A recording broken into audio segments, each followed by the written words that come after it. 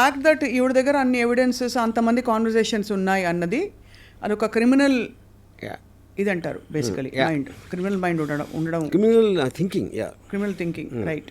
So మీ దృష్టిలో లావణ్య ఏం expect చేస్తున్నారు ఇప్పుడు అని అనిపిస్తుంది? బికాజ్ రాజ్ చరణ్ కావాలని తను బయటికి చెప్తున్నారు, బట్ యాక్చువల్గా ఏం ఎక్స్పెక్ట్ చేస్తారని మీకు అనిపిస్తుంది? Eventually I think this will reach some kind of a financial settlement అనేది నా guess. You know, but at the same time తను అంత స్ట్రాంగ్గా ఉండి ఆల్రెడీ తను అంత సపోర్ట్ చేసి ఎంతో కొంత డబ్బు ఇచ్చి అని చేశాడు కాబట్టి whether it be in the frame of the mind, అంటే ఇప్పుడు ఫైనాన్షియల్ సెటిల్మెంట్ అనేది మీరు ఒక బయట చేస్తున్నారా కోర్టులో అవుతుందా depending on the various factors, అది అవన్నీ it will eventually lead to that. కానీ వాళ్ళిద్దరూ కలిసి ఉండటం అనేది జరగదు. Right, that cannot happen. అది కలిసి ఉండడం ఇంపాసిబుల్. నిన్న లావణ్య ఐ డ్రీమ్తో మాట్లాడిన ఇంటర్వ్యూలో చెప్పింది ఏంటంటే తనని అరెస్ట్ చేయడం కూడా ఇట్స్ ప్లాంటెడ్. అంటే పోలీసులు ఉన్న పళంగా ఒకరోజు తను ఎక్కడి నుంచో దిగితే తనని వెళ్ళి అరెస్ట్ చేసి తీసుకెళ్ళిపోయారు. ఆ రోజు కుక్కపిల్లతో తను వాక్ వెళ్ళింది. అండ్ ఆ టైంలో అరెస్ట్ చేసిన వాళ్ళు మఫ్టీలో రావడం అనే ఫోటోగ్రాఫ్స్ కూడా చెప్పారు. మీకు ఏమనిపిస్తోందంటే ఒక డ్రగ్ కేస్ అన్నది ఆబ్వియస్లీ మీరు క్రైమ్ స్టోరీస్ చాలా రాశారు తీస్తారు కాబట్టి అడుగుతున్నాను మిమ్మల్ని. సి ద పాయింట్, ఇప్పుడు అది తన allegation about the police, but common sense tells me, ఇప్పుడు మీకు ఒక వ్యవస్థ అనేది మీరు అరెస్ట్ చేసి దాన్ని చూపించి మేజిస్ట్రేట్ అక్కడ ప్రూవ్ చేసి వాళ్ళు రిమాండ్ ఇవ్వటం, ఇన్ని ప్రాసెసెస్ అందరూ కలిసి ఏదో ఒక కుట్ర పన్నేసి ఎవరో కుట్ర చేయించారు అంటే that sounds very unbelievable. Point 1. So ఇప్పుడు దీని వెనకాల ఎవరున్నారని చేసే దట్ ఎవరున్నారని ఎక్స్ప్లిసిట్గా చెప్పకపోయినా నిన్న చర్చలో పాల్గొన్న ఇతర వారి సపోర్టర్స్, ఆవిడ సపోర్టర్స్ ఎవరైతే ఉన్నారో, అంటే ఆ మాల్వి అనే అమ్మాయి తన గుడ్ ఆఫీసెస్ యూస్ చేసి ఏదో ప్రెషర్ చేసి పోలీస్ డిపార్ట్మెంట్, బికాజ్ తను అడగడం ఏంటంటే ఒక సామాన్య స్త్రీని కుక్కతో వాకింగ్కి వెళ్ళిన టైంలో ఎవరైనా పోలీసులు వచ్చి ఎందుకు అలా పట్టుకుంటారు, అలా తీసుకెళ్ళిపోయి 43 రోజులు ఉన్నానని తనే చెప్పాడు. 43 ఒక పూట ఏ బెదిరించే ఏంటి అది అంటే వేరు, బట్ 43 రోజులు రిమాండ్లో ఉంచుకోవడం అనేది సాధ్యమా? రిమాండ్లో ఉంచుకోవడం అది that is a judicial remand. She was put in a judicial remand. అది వాళ్ళు చాలా రెగ్యులర్ దాంట్లో మీరు అరెస్ట్ చేసినప్పుడు దానికి సంబంధించిన ఎవిడెన్స్లో లేకపోతే అదర్ పీపుల్ స్టేట్మెంట్స్ తీసుకోవడానికి that is a general thing done. Right, so because so that she won't talk to the others, alert చేయడానికి ఇలాంటి దానికోసం చేస్తారు అది. అవును, it is she not in police remand. Correct, అదొక పాయింట్. రెండోది, కుక్కతో వాకింగ్ వెళ్తే అరెస్ట్ అంటే మీరు ఎవరిని అరెస్ట్ చేసినా ఆ టైంకి ఏదో చేస్తూ ఉంటారు కదా, వంట చేస్తూ ఉంటే చేయొచ్చు, సినిమా చూస్తూ ఉంటే చేయొచ్చు, లేకపోతే ఎక్కడన్నా చేయొచ్చు కదా. అంటే మెయిన్ అంటే ఇప్పుడు దాని వెనకాల రాజ్ తరుణ్ ఉన్నాడనే ఒక ఇన్సినేషన్ ఉందా? అంటే అది ఇండైరెక్ట్ గా అటువంటివి వస్తున్నాయి. ఎందుకంటే అలాంటిది వస్తే రాజు ఎందుకు కావాలి మళ్ళీ? అంటే తను సహజీవనం చేసిన వ్యక్తిని తను ఏదో చెప్పి కుట్ర పన్నేసి పోలీసు జ్యుడిషియల్ రిమాండ్లో పెట్టించినప్పుడు ఎందుకు కావాలి మీకు అప్పుడు? ఇది అంటే ఏం జరుగుతుందంటే రాజ్ తరుణ్ ఒక రాంగ్ ఇన్ఫ్లుయెన్స్లో ఇలా చేస్తున్నాడు తప్ప బేసిక్గా మంచివాడు ఇదంతా చేసాక అనే ఒక ఇంప్లికేషన్ వస్తుంది. నేను ఆనెస్ట్గా the one person I feel really sorry for in this that girl Malhotra. ఎందుకంటే ఇప్పుడు వీళ్ళిద్దరు ఒక హిస్టరీ ఉంది, ఏదో ఎన్నో ఇయర్స్ వాళ్ళిద్దరు కొట్టుకుని ఏదో సంథింగ్. ఆ అమ్మాయి తన కెరియర్ కోసం వచ్చి చేస్తే ఇప్పుడు మొత్తం ఇంత దారుణమైన నెగిటివ్ పబ్లిసిటీ ఆ అమ్మాయికి ఇచ్చారు ఫైనల్గా. Of course this girl you know, and I think respective ఇప్పుడు అమ్మాయి టాలెంట్, తన సినిమా ఆడిందా లేకపోతే ఫ్యూచర్ కెరియర్ అన్ని పక్కన పెట్టేస్తే for ever she will be affected with this scandal at a young age of ever she starting. I really feel sorry for her. So మొత్తానికి ఇది ఒక లీగల్ బ్యాటిల్ బిట్వీన్ స్పౌసెస్. బయట వాళ్ళకి అసలు తావు లేదు ఇందులో ఎంటర్ అవ్వడానికి అని చెప్పి కూడా ఒకళ్ళిద్దరు పెద్ద మనుషులు అన్నారు. Fair enough. కానీ రాజ్ తరుణ్కి మొన్న బెయిల్ వచ్చింది చూసారు కదా మీరు, bail has been granted. What does that indicate అంటే టు యూ?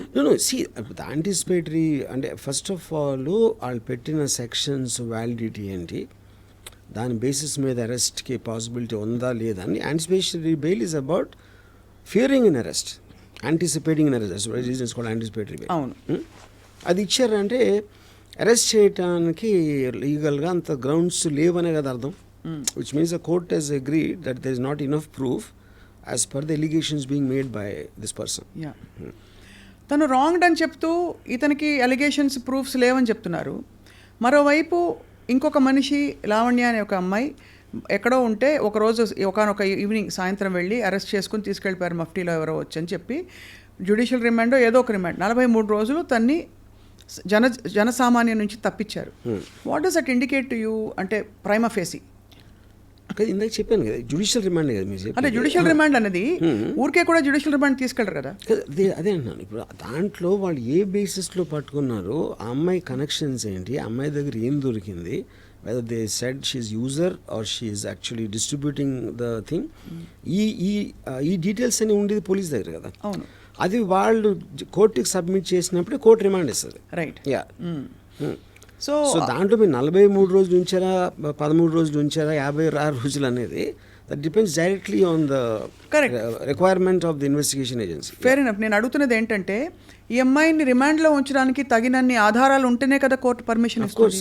కానీ నా దగ్గర అసలు ఏవీ లేవు, నాకు డ్రగ్స్తో సంబంధమే లేదని అమ్మాయి పదే పదే. ఇప్పుడు మన సొసైటీలో నార్మ్స్ ఎలా ఉన్నాయంటే మీడియా దగ్గర చెప్పేది ఒకటి ఉంటుంది, పోలీస్ దగ్గర చెప్పేది ఒకటి ఉంటుంది, కోర్టులో చెప్పేది ఒకటి ఉంటుంది. ఓ యా. సో మీడియా అనేది దట్ ఈజ్ యువర్ క్యారెక్టర్ని మీరు జనరల్ పబ్లిక్లో ఎస్టాబ్లిష్ చేసుకోవడానికి మీడియా ఉంటుంది. అక్కడ మీరు హార్డ్ ఎవిడెన్స్ ఉండాలి, దానికి డిఫెన్స్ లేకపోతే ప్రాసిక్యూషన్ దాంట్లో అది ఉంటుంది పోలీసు కోర్ట్స్ మధ్యలో. మీడియాలో చెప్పేది ఎప్పుడు కూడా మీరు if you noticed Johnny Depp and Amber Heard ఓడిపోయిన తర్వాత కూడా బయటకు వచ్చి అంత జ్యుడిషియల్ సిస్టమ్ అమ్ముడిపోయింది జానీ డెప్ అని చెప్పింది. And that is becoming regular. ఇప్పుడు నాకు ఫర్గా చెప్తే ఆ న్యాయం చేసినట్టు, నాకు యాంటీగా వస్తే అన్యాయంగా నన్ను విక్టిమ్ చేశారు. And I think that's becoming very regular phenomena. ఇప్పుడు ఈ మధ్యలో కొంతమంది కొత్త క్యారెక్టర్స్ పాప్ అయ్యారు. ప్రీతి అనే ఒక అమ్మాయి, ఉదయ్ అనే ఒక వ్యక్తి, వీళ్ళందరూ లావణ్యతో పరిచయం ఉన్నట్టు, లావణ్య బలవంతంగా వాళ్ళకి డ్రగ్స్ ఇచ్చినట్టు ప్రీతి అనే అమ్మాయి మొన్న వచ్చేసాను రీహాబ్ కూడా వెళ్ళొచ్చిందిట. సో రీహాబ్కి వెళ్ళి రావడం అన్నది it positions her in the stance of a victim, because drugs బలవంతంగా ఇచ్చి తను అడిక్ట్ అయిపోయి దాని బారి నుంచి బయటకు వచ్చింది. తను she is making a lot of allegations on Lavanya. Yeah, see, I'm not very, I didn't follow Preeti, that character very well.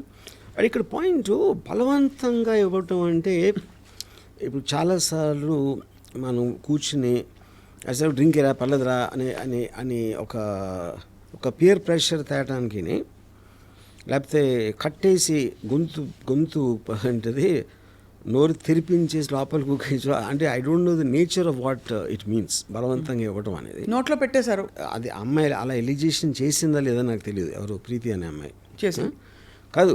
బలవంతంగా ఎటువంటి ఆ ప్రాసెస్ ఏంటి? బలవంతం అంటే నోరు తెరు ఒకసారి అని చెప్పి పెట్టేయడం, చెప్పిందా? ఓకే. సో అప్పుడు ఈ అమ్మాయి పాయింట్ ఆఫ్ వ్యూలో నేను ఒక్కడిని ఎందుకు ఆనందం పొందాలి, అందరూ పొందాలి అని ఒక ఉదార స్వభావం ఉండొచ్చు, స్వభావం అవ్వచ్చు. లేదా అంటే అది ఐ థింక్ దట్స్ వెరీ ఒక అంటే వాళ్ళిద్దరికీ ఉన్న రిలేషన్షిప్, వాళ్ళిద్దరికీ ఉన్న ఎంత క్లోజ్ అనే దాని మీద ఉంటుంది. And I think it is irrelevant to the point. Irrelevant అంటే ఇక్కడ ఏమవుతుందంటే ఆ అమ్మాయికి డ్రగ్స్తో నేపథ్యం సంబంధం ఉంది, ఆ అమ్మాయికి ఇలాంటి క్రిమినల్ ఇది ఉంది అని ఎస్టాబ్లిష్ చేసే ప్రయత్నాలు ఒకవైపు సడన్గా కొత్త క్యారెక్టర్ రావడం. ఇప్పుడు ఈ బేసిస్లో మీడియాలో చెప్పడానికని ప్రీతి యాక్చువల్గా పోలీస్ కంప్లైంట్ ఇవ్వడానికి ఉంది కదా, మాతో బలవంతంగా డ్రగ్స్ కన్జ్యూమ్ చేయించింది అనే పోలీస్ కంప్లైంట్ అయితే నాకు తెలిసి పెట్టలేదు. అంటే పెట్టడానికి వెళితే పోలీసులు కూడా సహకరించలేదట. That is I doubt. ఒక అమ్మాయి వెళ్ళి డ్రగ్స్ లాంటి విషయంలో పోలీస్ కంప్లైంట్ వేస్తే పోలీసులు పెట్టకపోవడం అని జరిగే పని లేదు. నువ్వు ఎందుకు మంచి బట్టలు వేసుకోలేదని కూడా నిన్న ఇంకొక విక్టిమ్కి చెప్పారట. ఇలాగా మంచి బట్టలు వేసుకుంటారా అమ్మా ఇదేనా, పోలీస్ స్టేషన్లో అక్కడ డీసీపీ గారు. అంటే ఓవరాల్గా what I'm trying to drive at is డ్రగ్స్తో సంబంధం ఉంది అని కొంతమంది క్యారెక్టర్స్ పాప్ అవుతున్నారు వైపు. శేఖర్ భాష కూడా ఇలాంటి వ్యక్తులతో మొన్న ఐ డ్రీమ్ స్టూడియోస్కే వచ్చారు, ఇంకా పలు స్టూడియోస్ కూడా వెళ్ళారు. వెళ్తే వీళ్ళ పాత బాయ్ ఫ్రెండ్స్ ఎవరెవరితో వీళ్ళ మదర్స్కి వీళ్ళ ఫ్యామిలీస్కి లింకులు ఉన్నాయని చెప్పి లావణ్య మరొక వైపు ఒక కొత్త ట్రాక్ ఆఫ్ ఎవిడెన్సెస్ ట్రైల్ మొదలుపెట్టారు. అది మీడియాకి స్వచ్ఛందంగా ఉదార స్వభావంతో డిస్ట్రిబ్యూట్ చేస్తున్నారు.